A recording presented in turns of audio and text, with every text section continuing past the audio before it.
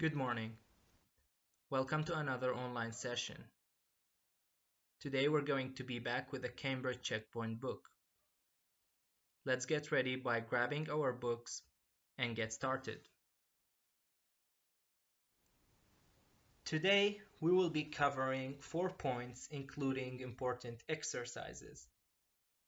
The first one is going to be a distinction between its and the other its with the apostrophe.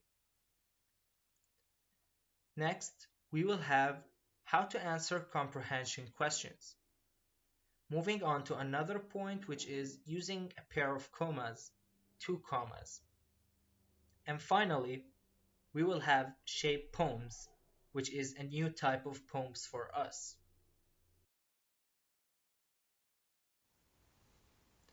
We're going to warm up with the first point.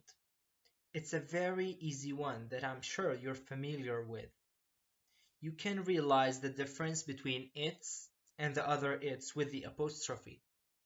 But sometimes when we write rapidly, we make this confusion between the two. Even native speakers sometimes make this confusion. Here, we're going to settle things and explain it so that it's going to be understood up until the end. So, what's the difference between the two? The first one, without the apostrophe, is a possessive pronoun. What does that mean? It shows that something belongs to something else. So, it's not used for humans, it's used for objects or animals. We have many examples for that. The dog is wagging its tail. So, tail belongs to the dog. That's why we said its without apostrophe. Another example, the baby is sleeping in its cot. Why did we say its, although a baby is human? This is something common in English. Infants, babies, are not called with he or she. We say its. So, again, ownership. The cot belongs to the baby. The table is useless now. Its legs are broken. We cannot say his or her legs because we're talking about a table, not human. So, without apostrophe, it shows ownership. If we move on to another type, which is its with the apostrophe, or it is, so this one is a contraction, and we explained all of the contractions. We had them in the other term, in the previous term. So its is actually a contraction for it is or it has. So why do we do the contractions? We said it when we speak quickly and we want to make our sentence short and simple. Examples for that, it's quite hot today. It is quite hot today. You notice here that if you want to be sure, just change it's with the apostrophe, put it is, make it the whole word without contraction. You would feel that it is right. Another example, it's going to be a long day. So it is going to be a long day, yes? Please go back to class immediately. It is not right to skip classes. Why didn't we say it's without apostrophe? Because there is no ownership here. Now you can have a test in the following slide.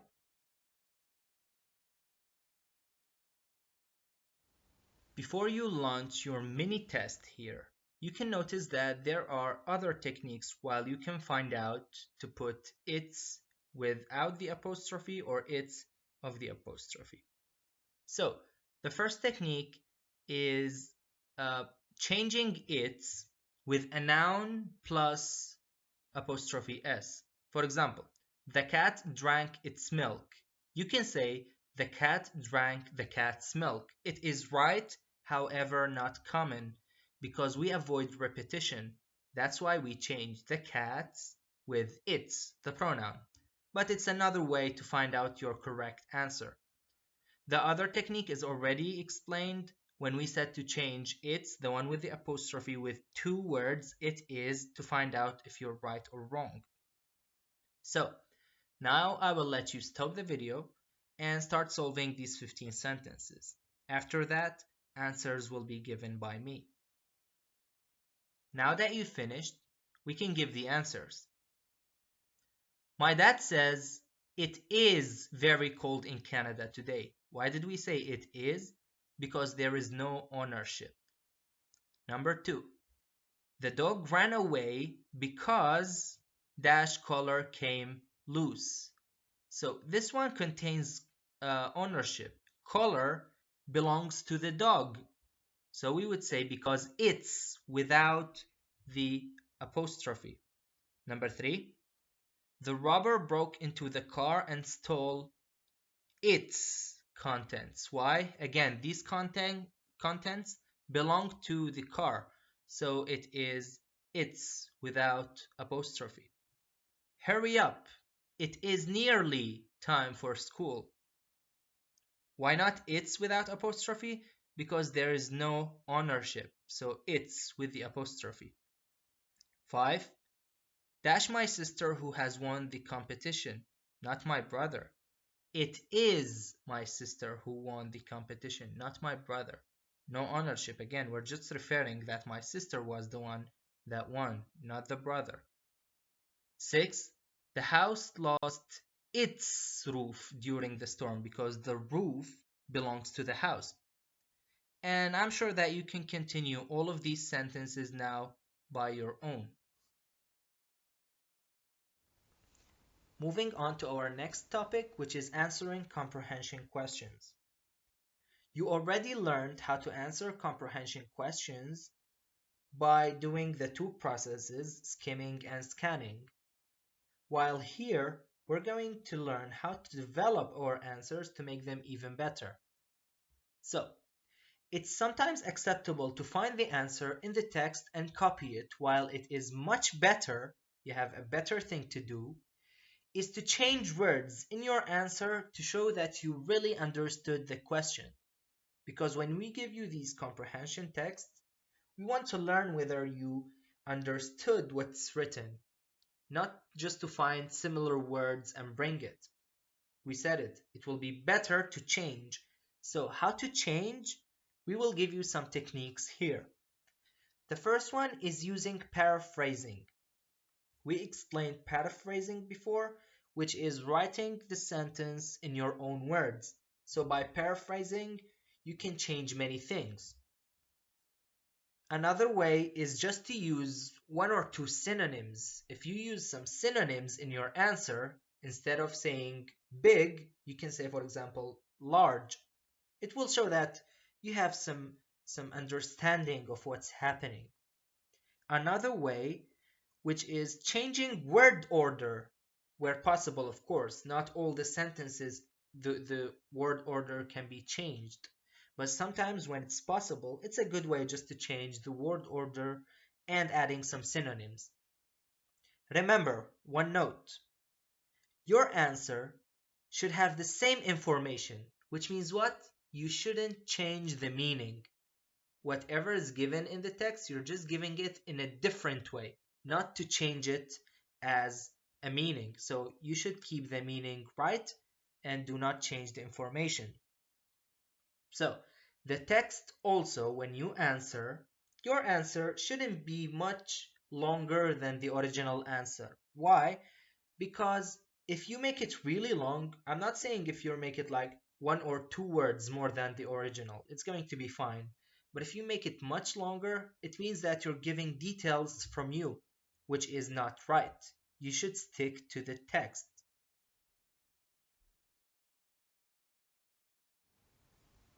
Now that we learned how to answer comprehension questions, we will apply what we learned on a text.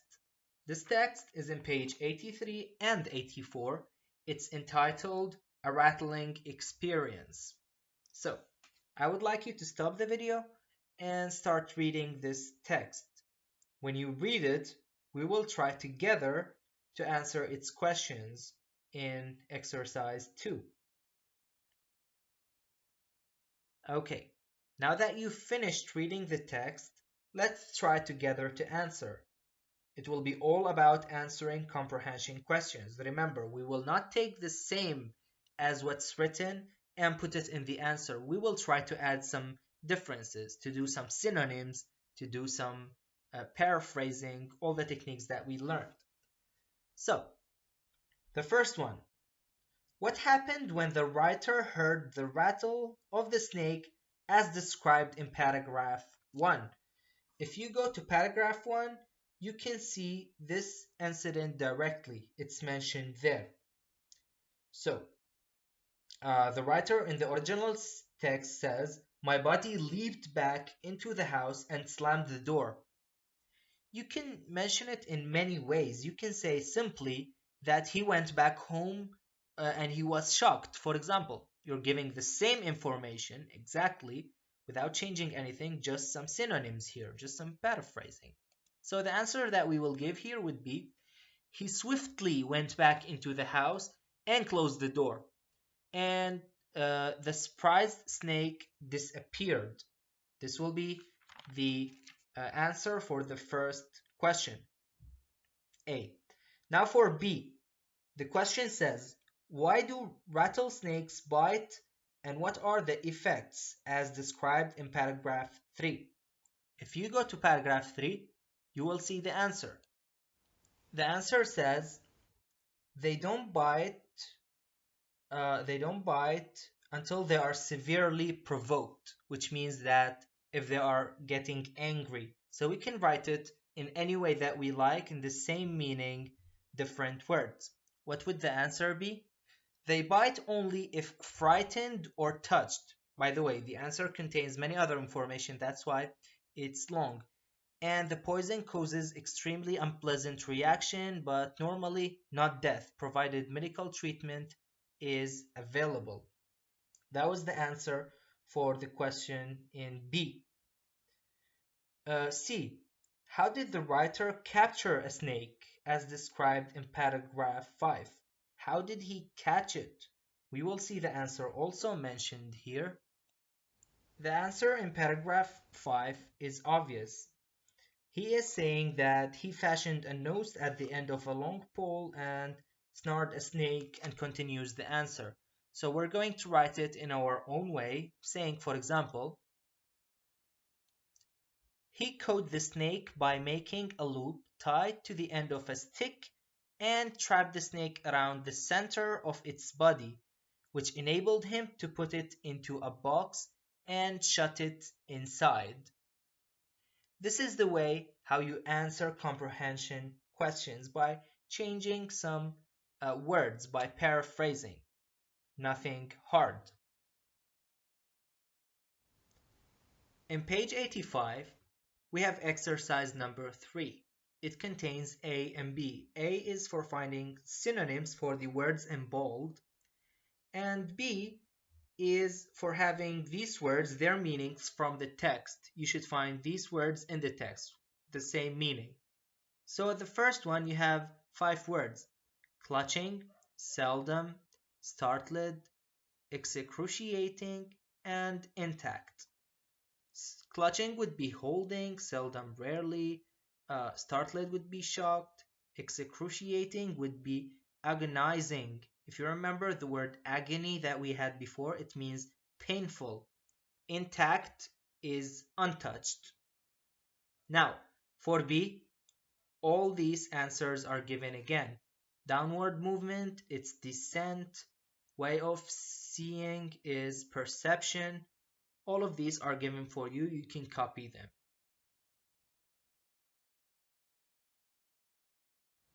Our third topic for today is going to be very simple. It's using a pair of commas, which is 2 commas. This is different from using, for example, many commas for separating things. It's not the same when you say, I bought apples, comma, bananas, comma, you continue with other things, you count them. This is totally different. This one, when you use it, the words between these commas can be removed from the sentence without changing the meaning. Here is a sentence that you have from your text. Rattlesnakes are, you must admit, something you don't want in your house.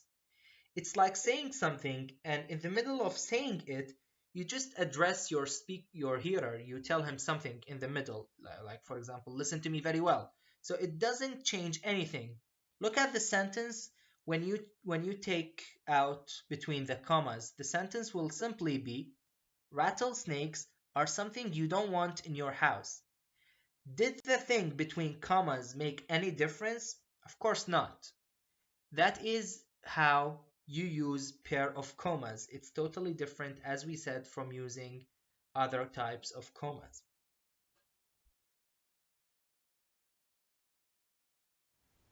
From the beginning of this year, we learned many things about poetry. We had many types. We dealt with acrostic poems. We talked about free verse, how you write poems without rhymes, for example. Here, we're going to have another type. It is called shape poem. Shape poem, or some people call it concrete poem. What's the definition for these types of poem? It's really, really easy. You're gonna find it very simple. The words are arranged in a way to make a shape that illustrates the topic. For example, if you're talking about a star, if you're giving a poem about stars, you will write your words in the shape of stars, as put here. Look at the examples. You write all the words in a certain way that they make a star. Even the other way, without putting many words, just putting the outline of the star. We will give other examples for that. You have this one. The first one is very obvious. You're talking about a fish. You're giving a poem, writing a poem about a fish. Want to be a fish, have a slick fish head, spread fish. You write it in this way, a fish shape. The last type, or the last example that I'm going to give you, since this topic is very easy and doesn't need further explanation, if you have a love poem, you write it on the shape of heart. So this heart is starting with love, looks like and you finish it on this shape.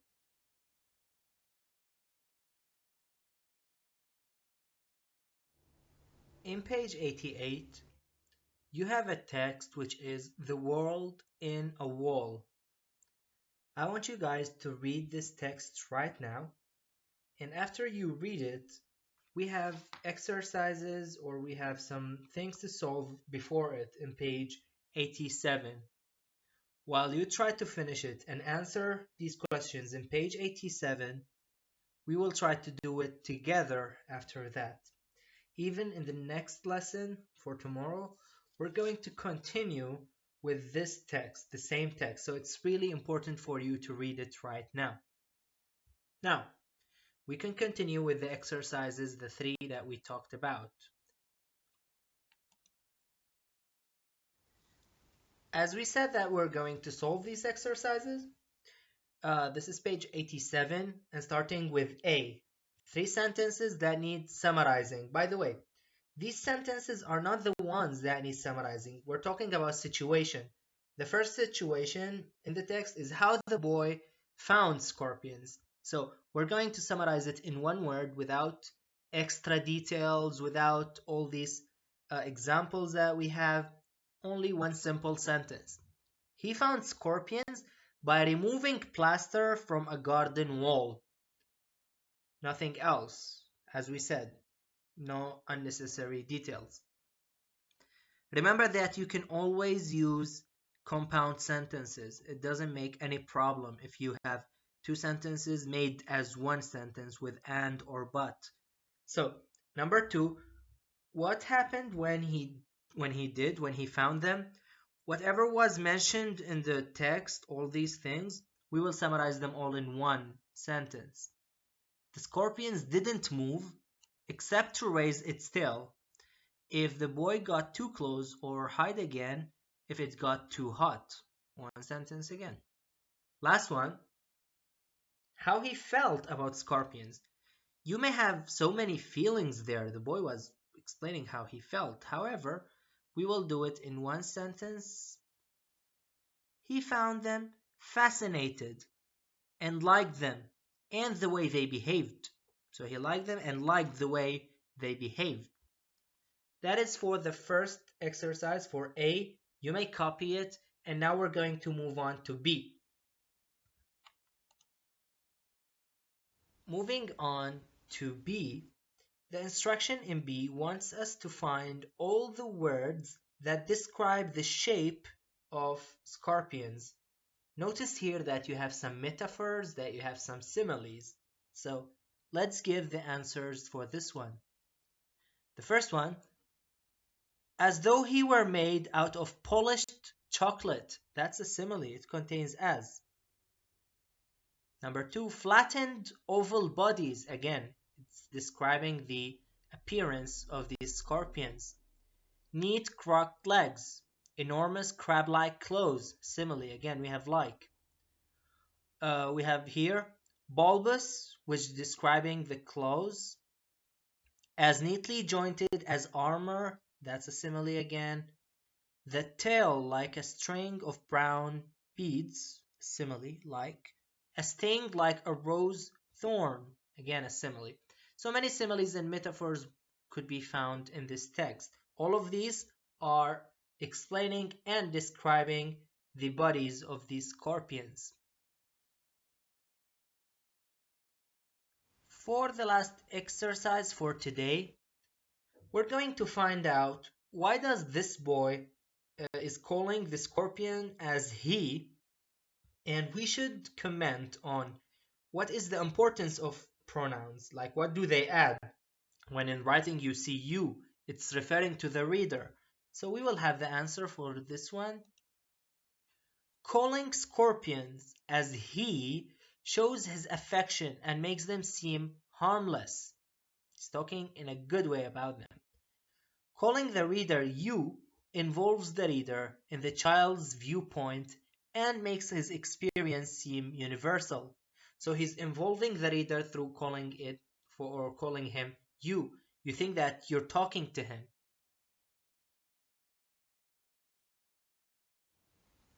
That was all for today's lesson.